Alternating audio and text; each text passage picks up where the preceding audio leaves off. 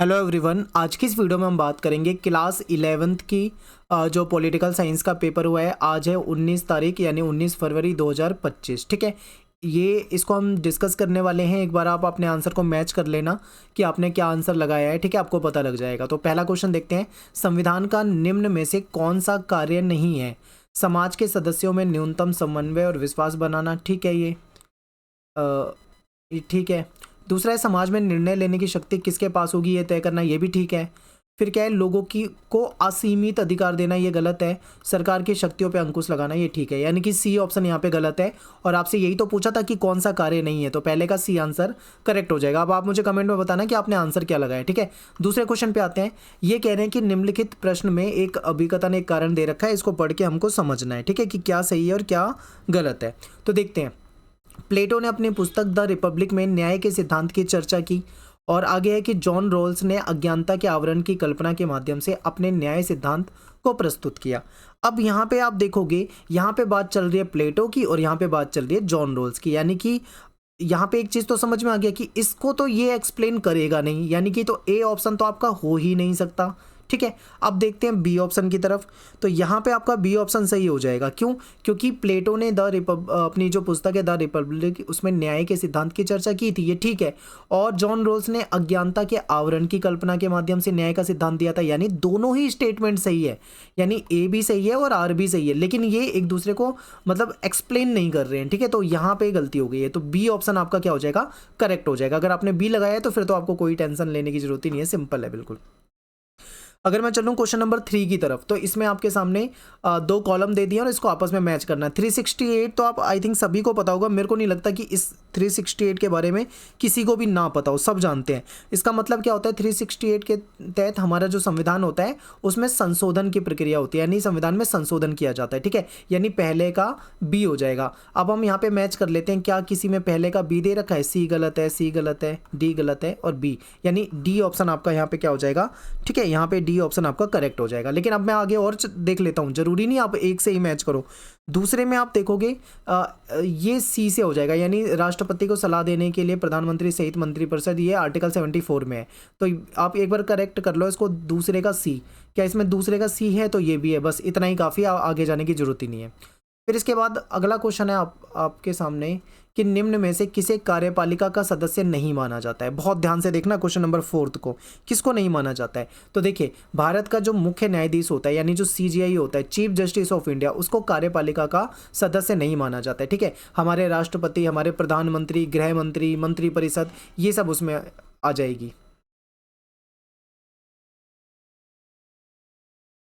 इसके बाद देखते हैं अगला question, question number 5। Question number 5 है कि नीचे दो कथन दे रखे हैं, इसको पढ़ना है और समझना है। तो मुक्त बाजार के समर्थकों का मानना है कि बाजार को राज्य के हस्तक्षेप से मुक्त कर दिया जाना चाहिए। बिल्कुल ठीक है। मुक्त बाजार प्रणाली भारत जैसे देश के लिए बहुत अधिक उपयुक्त है। क्या ये सही है? इसको देखते हैं क्वेश्चन नंबर 5 को। तो क्वेश्चन नंबर 5 में अगर हम देखें तो पहला कथन तो ठीक है भाई, लेकिन यहाँ पे ना दूसरा कथन असत्य है, क्योंकि भारत कि यहाँ पे जो व्यवस्था है वो थोड़ी अलग है। भारत के नज़रिए से ये बिल्कुल सही नहीं होगी। ठीक है, तो अब अपना पहला सही है लेकिन दूसरा गलत है, तो इसमें क्या हो जाएगा? सी ऑप्शन हो जाएगा। यानी कथन 1 तो सत्य है लेकिन कथन 2 असत्य है। ठीक है, पांचवें का अगर आपने सी लगाया तो ठीक है। क्वेश्चन नंबर 6 पे चलते हैं। क्वेश्चन नंबर 6 कह रहा है कि निम्नलिखित घटनाओं को उनके गठन के कालक्रम के अनुसार आपको क्या करना है? अरेंज करना है, यानी कौन सी घटना कब हुई है इसके हिसाब से आपको देखना है। क्वेश्चन नंबर 6 में तो सबसे पहले भारत का संविधान लागू हुआ। ठीक है, तो इसका दूसरा ये पहले नंबर पे आ जाएगा आपका।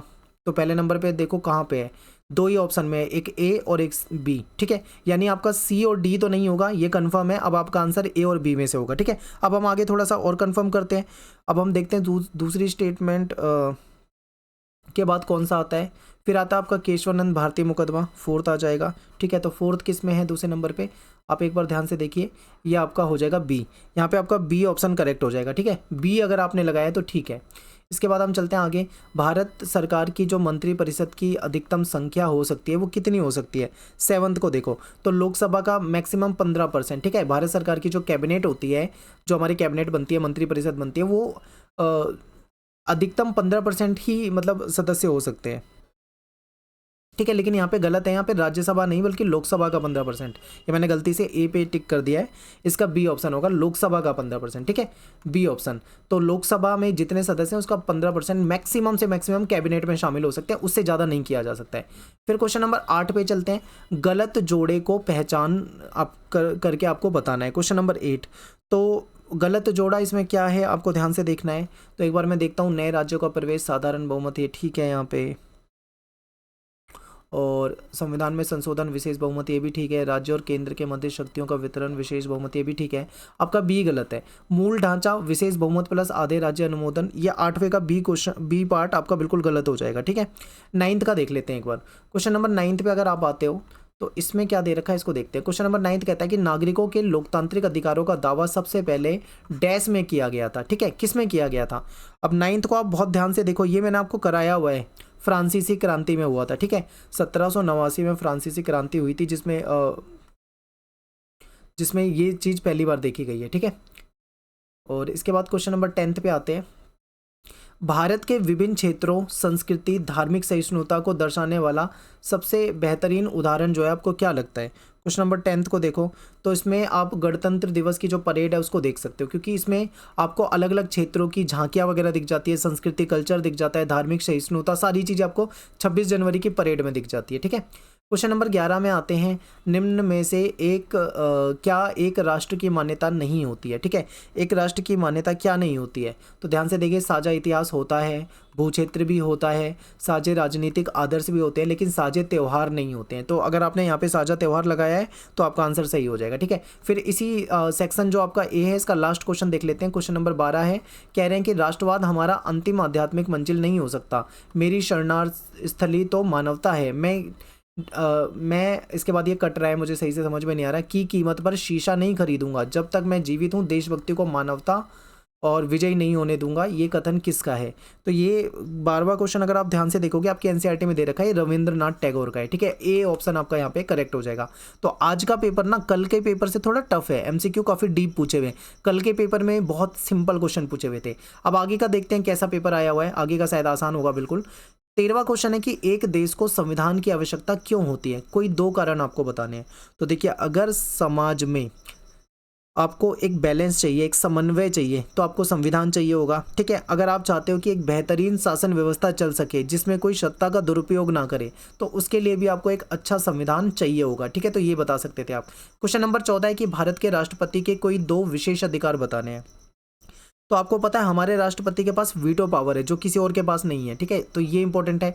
और क्या है हमारे राष्ट्रपति के पास ऐसी शक्ति, तो राष्ट्रपति जो होता है वो प्रधानमंत्री के जो मंत्रिमंडल वगैरह होता है उसका लिया हुआ कोई फैसला है मान लो, तो वो उसको वापस से पुनर्विचार के लिए भेज सकता है। और ये दोनों चीज़ें ही बहुत महत्वपूर्ण है। अगला क्वेश्चन है 15वां कि भारतीय संविधान का राजनीतिक दर्शन क्या है।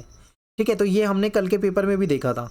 कल के पेपर में क्वेश्चन घुमा के पूछा हुआ था, हमारे संविधान में राजनीतिक दर्शन में क्या दिखेगा आपको। लोकतंत्र दिखता है, धर्मनिरपेक्षता दिखती है, समानता, स्वतंत्रता, बंधुत्व, न्याय, ये सारी चीज़ें दिखती है ना, तो ये हमारे संविधान का राजनीतिक दर्शन है। तो सिंपल था बिल्कुल। क्वेश्चन नंबर 16 क्या है, नारीवाद से आप क्या समझते हैं, यानी जो फेमिनिज्म होता है ये क्या होता है। तो नारीवाद क्या है, एक मतलब एक आंदोलन है, मान लो आंदोलन या एक विचार मान लो इसे। नारीवाद क्या है, एक ऐसी विचारधारा है जो जिसमें क्या होता है, इसमें जेंडर को, सभी जेंडर को एक जैसा मानने की बात की गई, यानी कि महिलाओं को पुरुषों के समान मानने की बात की गई। ठीक है, उनके साथ किसी प्रकार का भेदभाव ये नहीं पसंद करते हैं।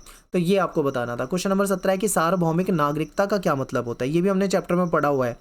तो देखिए, ये जो होता है इस व्यवस्था के तहत आप ये कह सकते हो कि सभी व्यक्तियों के पास एक जैसे कानूनी अधिकार होंगे, सबके महत्वपूर्ण कर्तव्य होंगे। ठीक है, यानी सभी एक मतलब एक यूनिवर्सल आप कह सकते हो, पूरी दुनिया में जो एक सार्वभौमिक गणराज्य है सभी उसके नागरिक माने जाते हैं। ठीक है, फिर क्वेश्चन नंबर 18 है, कह रहा है कि वैश्वीकरण के दौर में अब राष्ट्र अधिक प्रासंगिक नहीं रह गया है। आज के समय में जो ग्लोबलाइजेशन का वर्ल्ड है इसमें सरकार उतनी ज़्यादा महत्वपूर्ण नहीं रह गई है। क्या आप इससे सहमत हैं?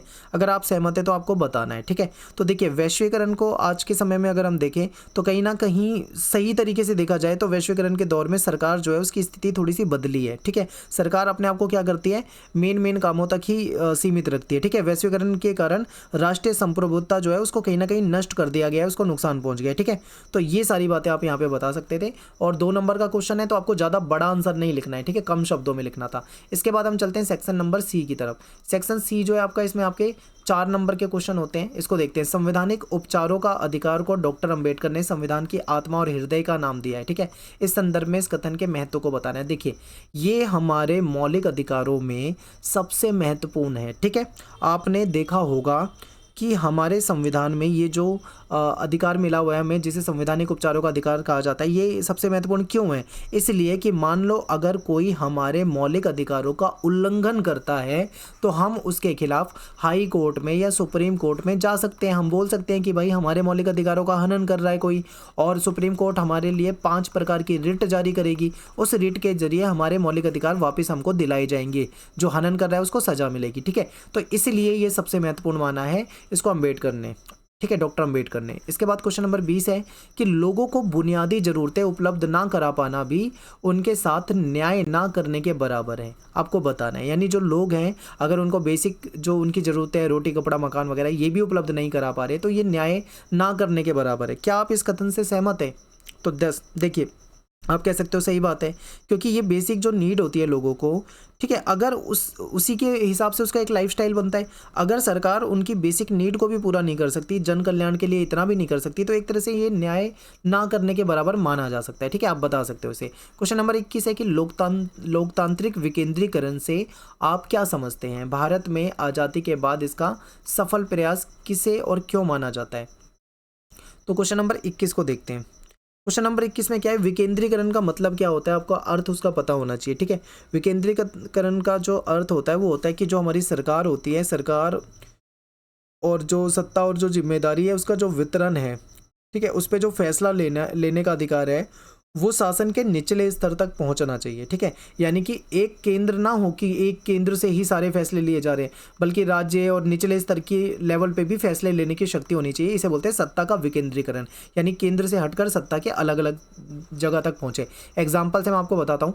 आपको पता है हमारे यहाँ पे एक केंद्र की सरकार होती है, हमारे यहाँ पे एक राज्य की सरकार होती है, हमारे यहाँ पे स्थानीय सरकार भी होती है, जिसमें पंचायत वगैरह आप पढ़ते हो या फिर नगर निगम नगर पालिका पढ़ते हो। तो इसे सत्ता का विकेंद्रीकरण आप समझ सकते हो, ठीक है। क्योंकि सत्ता के विकेंद्रीकरण में क्या होता है कि फैसले लेने का जो अधिकार है वो केवल केंद्र को नहीं है, केंद्र भी फैसले लेगा, राज्य की सरकार राज्य भी फैसला लेगा, और जो हमारा स्थानीय सरकार है जिसको हम लोकल गवर्नमेंट कहते हैं वो भी फैसला लेगी। यानी कि इसको सत्ता का विकेंद्रीकरण कहा जाता है, ठीक है। इसके बाद कहा गया है कि भारत में आज़ादी के बाद से इसका सबसे सफल प्रयास किसे और क्यों माना जाता है? तो आप किसे मान सकते हो? तो आपको पता है हमारे यहाँ पे 73वां संशोधन हुआ है, 74वां संशोधन हुआ है, एक गाँव के लिए हुआ है, एक नगरों के लिए हुआ है, वहाँ पे पंचायती राज व्यवस्था बनाने के लिए हुआ है ये। तो आप इसे बता सकते थे, सिंपल क्वेश्चन था ये बिल्कुल। इसी के नीचे क्वेश्चन है कि भारत में स्थानीय शासन की कोई 4 सीमाएँ बतानी है, ठीक है। हमारे यहाँ पे स्थानीय शासन तो है, लेकिन कहीं ना कहीं कुछ कमियाँ हैं। तो आप क्या बता सकते हो कि उसके पास शक्तियाँ कम होती है, यानी उसके पास कम शक्ति होती है। ये अच्छा क्वेश्चन था, उससे भी ज़्यादा ईजी है। फिर आप क्या बता सकते हो कि इनके पास पैसा भी कम होता है, ठीक है, यानी संसाधन का अभाव होता है, संसाधन या फिर फंड आप कह लो, ये भी कम होता है इनके पास। फिर इन कहीं ना कहीं दूसरी सरकारों पे, राज्य सरकारों पे या अन्य सरकारों पे निर्भरता होती है इनकी, ठीक है। और ये सारी बातें आप यहाँ पे बता सकते थे। अनियमित चुनाव प्रणाली जो है ये भी एक रीज़न हो सकता है। इसके बाद क्वेश्चन नंबर 22 है, इसमें 2 ऑप्शन दे रखे हैं आपको, ठीक है। ये क्वेश्चन है और एक ये क्वेश्चन है, दोनों को देखते हैं। आज के समय में, वर्तमान समय में अधिकारों से अधिक मानव अधिकारों का महत्व दिया जा रहा है। तो आपको इसके बारे में कोई 4 तर्क देने हैं। तो देखिए, आज के समय में सही तरीके से देखा जाए तो मानव अधिकार एक नया कॉन्सेप्ट बन के सामने आया है, ठीक है, एक नया सिद्धांत बन के सामने आया है जिसको ज़्यादा महत्व दिया जाता है। क्योंकि अब जो मानव के आधारभूत अधिकार होते हैं, ठीक है, जो ना छीनने योग्य अधिकार है, जिसको सरकार नहीं छीन सकती, जिस पे बैन नहीं लगा सकती, वो मानव अधिकारों के अंदर डाल दिए गए हैं, ठीक है। हर व्यक्ति के कुछ अधिकार हैं जो उसे कहा जाता है कि दुनिया में कहीं भी रहता है उसको वो अधिकार प्राप्त है, और इसके लिए संघर्ष भी आपको देखने को मिलता है। तो ये बातें आपको यहाँ पे बतानी थी। इसमें अगला क्वेश्चन है कि मानव जीवन में अधिकारों के किन्हीं 4 महत्व बताने, यानी हमारी लाइफ में जो अधिकार होते हैं उसका क्या महत्व होता है आपको ये बताना है। तो आप सभी जानते हैं कि भाई अगर अधिकार नहीं मिलेंगे तो हम अपना सर्वांगीण विकास नहीं कर पाएंगे, ठीक है, ये हम सभी जानते हैं। तो किसी मनुष्य को अगर अपना सर्वांगीण विकास करना है तो उसके लिए उसको अधिकार चाहिए, ठीक है। अधिकार ही कहीं ना कहीं हमको स्वतंत्रता और स्वाधीनता को हमारे बचाए रखते हैं, ठीक है। अधिकार जो है हमारे कर्तव्यों को स्पष्ट करते हैं, अधिकार के कारण ही हम समाज में समानता के साथ रह सकते हैं। तो ये सारी बातें आप यहाँ पे बता सकते थे, ठीक है। इसके बाद देखो क्वेश्चन नंबर 23 है, ये इसका सेक्शन का आखिरी क्वेश्चन है। एक देश के नागरिकों के जागरूक होने पर ही उस देश में लोकतंत्र सफल हो सकता है। यानी अगर देश में नागरिक जागरूक होंगे तभी लोकतंत्र सफल हो पाएगा। क्या आप समर्थन करते हैं? तो आप कहोगे बिल्कुल। जितना व्यक्ति जागरूक होगा, सजग होगा, लोकतंत्र उतना ही मजबूत होगा। अगर किसी लोकतंत्र में लोग जागरूक नहीं होंगे तो कहीं ना कहीं वो लोकतंत्र टूट जाएगा, ठीक है। उसमें कहीं ना कहीं तानाशाही आ सकती है। तो ये तो हमारा सेक्शन सी था। सेक्शन डी में देखते हैं तो इसमें आपके 4 नंबर के 3 क्वेश्चन होते हैं टोटल। इसमें आपका कार्टून मैप वगैरह होता है, इसको देख लेते हैं। देखो ये डाक हड़ताल वाला मैंने आपको कराया हुआ था, अगर आप वीडियो देख के गए हो तो वहाँ से आ रखा है ये। पहला क्वेश्चन है कि जनहित याचिका क्या होती है। तो जनहित याचिका आप सभी जानते हैं, हमने पढ़ा है कि जनहित याचिका में जब पीड़ित व्यक्ति के लिए कोई दूसरा व्यक्ति याचिका दायर करे तो उसको हम जनहित याचिका कहते हैं। तो बी ऑप्शन करेक्ट है। अगला क्वेश्चन है कि जनहित याचिका जो है ये इसकी शुरुआत कब हुई थी। तो ये 1979 के आसपास शुरुआत हुई थी इसकी, ठीक है। अगला क्वेश्चन है कि भारत में न्यायिक सक्रियता का मुख्य साधन किसे माना जाता है। जनहित याचिका, सिंपल है बिल्कुल, ये तो एक ही चीज़ पूछी गई है इसमें। फिर इसके बाद क्वेश्चन नंबर 4 है कि जनहित याचिकाओं के माध्यम से किसके अधिकारों का दायरा बढ़ जाता है। तो यहाँ पे ना न्यायपालिका के अधिकारों का दायरा बढ़ता है, लेकिन न्यायपालिका पे बोझ यानी बर्डन भी बढ़ जाता है, जिसके कारण कई बार उसको कार्यपालिका और विधायिका के काम न्यायपालिका को करने पड़ जाते हैं, ठीक है, जो कि अच्छा नहीं है। इसके बाद अगला क्वेश्चन जो है ये 25वां क्वेश्चन है। यहाँ पे आपके सामने एक मैप दे रखा है और मैप ये जिस बच्चे का भी पेपर है उसने यहाँ पे शायद भरा भी हुआ है, मुझे दिख रहा है। तो आगे हम एक बार क्वेश्चन को देख लेते हैं, तभी हमें पता लग पाएगा कि सही तरीके से क्या इसका आंसर होना चाहिए, ठीक है। तो देखो राज्यसभा में अधिकतम सीटों वाला राज्य तो ये यूपी है, ठीक है। पहले में आप क्या भरोगे, यूपी है, उत्तर प्रदेश है, क्योंकि उत्तर प्रदेश की सबसे ज़्यादा जनसंख्या है। फिर दूसरा क्वेश्चन है कि आपको से पूछा हुआ है कि वह राज्य जिसको कम जनसंख्या की वजह से राज्यसभा में केवल एक सीट मिली हुई है। तो सिक्किम जो एक ऐसा राज्य है जिसकी जनसंख्या बहुत ही कम है, इसके कारण इसकी राज्यसभा में केवल एक ही सीट है, ठीक है। अगला क्वेश्चन है कि वह राज्य बताने जिसमें द्विसदनात्मक विधायिका है। तो ऐसे 6 राज्य थे, ठीक है। अब हमें ऐसे नहीं पता लगेगा, हमें एक बार मैप देखना पड़ेगा। ये देखो मैप में हाईलाइट कर रखा है ना। अब यूपी तो हमने फिक्स कर दिया है, सिक्किम भी फिक्स हो गया है, तो इसे इन दोनों को तो करेंगे नहीं, तो यहाँ पे महाराष्ट्र होना चाहिए, ठीक है। तो एक बार मैं वापस से जाता हूँ, तो इसको अगर मैं देखूँ तो यहाँ पे महाराष्ट्र हो जाएगा, ठीक है। और 4th है कि भारत का सबसे नवीनतम राज्य कौन सा है, जो बिल्कुल लेटेस्ट नया राज्य बना हुआ है भारत का। तो आप सभी जानते हैं तेलंगाना, ठीक है। तेलंगाना जो है आंध्र प्रदेश से अलग करके एक नया राज्य बनाया हुआ है, ये सबसे लेटेस्ट है। इसके बाद क्वेश्चन नंबर 26 है। 26 में आपसे एक पैसेज दे रखा है और इससे रिलेटेड आपसे क्वेश्चन दे रखे हैं, ठीक है। आपने पढ़ा होगा, मैं इसको नहीं पढ़ूंगा, मैं सीधा क्वेश्चन पे आता हूँ। निम्न में से किस प्रकार की असमानता को बदला नहीं जा सकता, ठीक है। क्वेश्चन नंबर फर्स्ट को देखते हैं एक बार। ऑप्शन को एक बार ध्यान से देखें तो इसमें आ जाएगा प्राकृतिक असमानता, क्योंकि प्राकृतिक असमानता ऐसा माना जाता है ये जन्मजात है, इसको नहीं बदला जा सकता है, ठीक है। इसके बाद क्वेश्चन 2 है कि सामाजिक असमानता को किसने जन्म दिया है। ऑप्शन में है राज्य, देश, समाज या व्यक्ति। तो अगर सही तरीके से देखा जाए तो इसको कहीं ना कहीं हमारे समाज ने इसको जन्म दिया है, ठीक है। समाज ही ये सब लेके आया है। सामाजिक असमानता को कैसे दूर किया जा सकता है इसके बारे में आपको बताना है। तो आपको क्या लगता है सामाजिक असमानता कैसे आप दूर कर सकते हो। तो लोगों को जागरूक करके, लोगों को उनके अधिकारों के बारे में बता के, लोगों को सचेत करके, ठीक है, जागरूक करके। फिर इसी के बाद एक क्वेश्चन है आपका, मतलब ये जो सेक्शन ई आता है, सेक्शन ई आपका लॉन्ग क्वेश्चन वाला होता है और लॉन्ग क्वेश्चन आपका 6 नंबर का आता है, ठीक है। तो इसको देखते हैं। क्वेश्चन है कि भारत की चुनाव प्रणाली वर्तमान समय में शायद कुछ अनुपयुक्त सी होती जा रही है। वर्तमान समय में कौन कौन से ऐसे चुनावी अवरोध देखते हैं आपको बताना है। यानी हमारी जो चुनाव प्रणाली है आज के समय में हम देखें तो कुछ बेकार सी हो गई है, ठीक है। लोग अक्सर इस पर सवाल उठाते हैं, तो आप इसे कैसे देखते हो, किस नज़रिए से देखते हो, तो ये आपको बताना है। तो देखिए बिल्कुल सही बात है। आप देखते हो ना चुनाव में क्या होता है, चुनाव में ना कहीं दारू शराब बंटवाई जाती है, लोगों को पैसा बांटा जाता है, लोगों को लालच देके उनका वोट खरीद लिया जाता है, जाति पे आधारित राजनीति होती है, धर्म पे आधारित राजनीति होती है, गुंडे टाइप के जो नेता होते हैं, क्रिमिनल टाइप के नेता, वो राजनीति में घुस रहे हैं, कई जगह पे धार्मिक दंगे भी करा दिए जाते हैं, ठीक है। राजनीति में क्राइम बहुत ज़्यादा होता जा रहा है। तो ये सारी राजनीति की कमियाँ हो गई हैं। इसी के ऑप्शन में क्वेश्चन है, भारत में सर्वाधिक वोट से जीत प्रणाली क्यों स्वीकार की गई है? समानुपातिक प्रतिनिधित्व प्रणाली जो है ये देश के लिए क्यों अनुपयुक्त है? ये मैंने आपको बताया हुआ है, ये कराया हुआ है। देखो, भारत एक ऐसा देश है जिसकी जनसंख्या बहुत ज़्यादा है, तो बड़ी जनसंख्या वाले देश में समानुपातिक ये जो प्रणाली है इससे चुनाव करवा पाना सही में टफ है। फिर दूसरा क्या है, आपको पता है ना कि जो सर्वाधिक वोट से जीत वाली प्रणाली है वो आप ये मान लीजिए बहुत सिंपल होती है। आप देखो, जैसे एक सीट है, एक सीट से 4 कैंडिडेट चुनाव लड़ रहे हैं, अलग अलग पार्टी के हैं। अब इसमें जिसको भी ज़्यादा वोट मिलेंगे वो जीत जाएगा। कितना सिंपल है, कम पढ़ा लिखा व्यक्ति भी इसको समझ जाएगा। लेकिन ये जो प्रणाली है ना, इसको नहीं समझ सकते आसानी से, ये बहुत टफ होती है और पूरे देश में, भारत में इसको लागू कर पाना बहुत मुश्किल है। ठीक है, छोटे देश में तो ये कामयाब है, जिसकी जनसंख्या कम हो वहाँ पे चलेगा, लेकिन भारत जैसे बड़े जनसंख्या वाले देश में ये चीज़ बहुत मुश्किल है। ठीक है, इसके अगला क्वेश्चन देखते हैं, क्वेश्चन नंबर 28। इसमें कहा गया है कि भारत के संविधान निर्माताओं के द्वारा केंद्र सरकार को ज़्यादा सशक्त मजबूत बनाने के पीछे क्या उद्देश्य थे? ठीक है, क्यों केंद्र को ज़्यादा मजबूत बनाया गया? तो बहुत सारे कारण थे। देखिए, भारत एक ऐसा देश था जो अंग्रेज़ों की गुलामी से आज़ाद हुआ था। अगर उसको दोबारा गुलामी से बचाना था तो ऐसे में कहीं ना कहीं एक मजबूत केंद्र की सरकार चाहिए ही थी। ठीक है, फिर और क्या कारण था?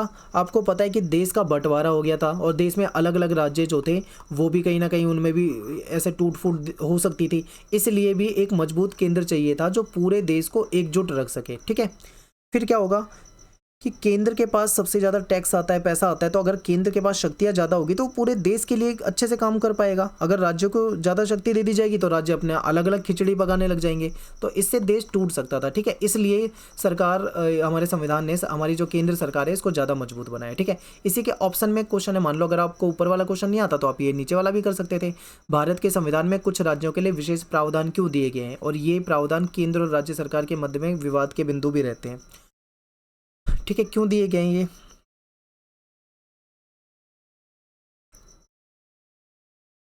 तो देखिए, भारत के नॉर्थ ईस्ट हो गया या कहीं अलग राज्य हो गए, वहाँ की सिचुएशन अलग है। ठीक है, तो उनकी सिचुएशन को देखते हुए हमारी सरकारों को उनको अलग प्रावधान देने की ज़रूरत पड़ी है। ठीक है, और कई बार विवाद हो जाता है उसमें, इसलिए होता है क्योंकि कई बार सरकार क्या करती है, सत्ता का दुरुपयोग करने लग जाती है। ठीक है, कई बार असामाजिक तत्व जो होते हैं वो उसमें शामिल हो जाते हैं, तो इसलिए इसका खूब विरोध होता है।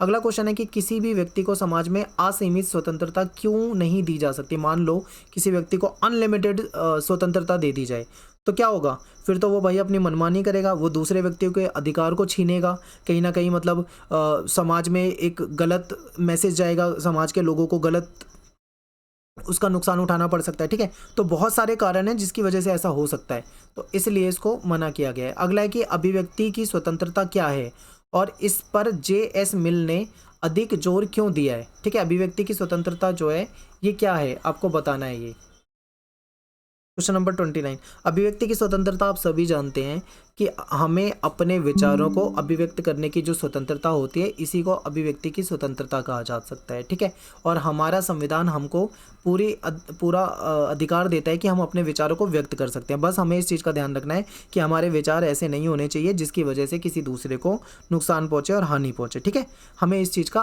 बहुत ज़्यादा ध्यान रखना है।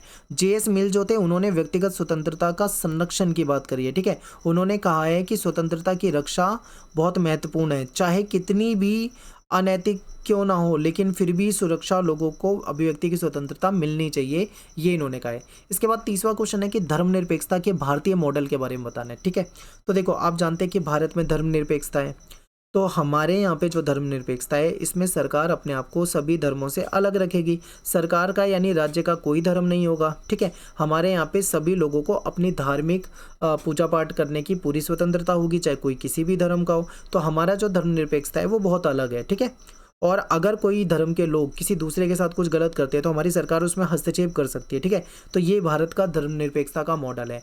ये क्यों कहा जाता है कि धर्मनिरपेक्षता का मॉडल पश्चिमी देशों की उपज है तथा ये मॉडल भारत जैसे देशों के लिए उपयुक्त नहीं है? ऐसा क्यों कहा जाता है? तो भाई इसके बहुत सारे कारण हो सकते हैं, क्योंकि भारतीय नज़रिए से देखें तो धर्मनिरपेक्षता को लेकर कई बार आरोप लगा देते हैं कि ये पश्चिम से आया हुआ है, ठीक है, पश्चिम के देशों से आया हुआ है।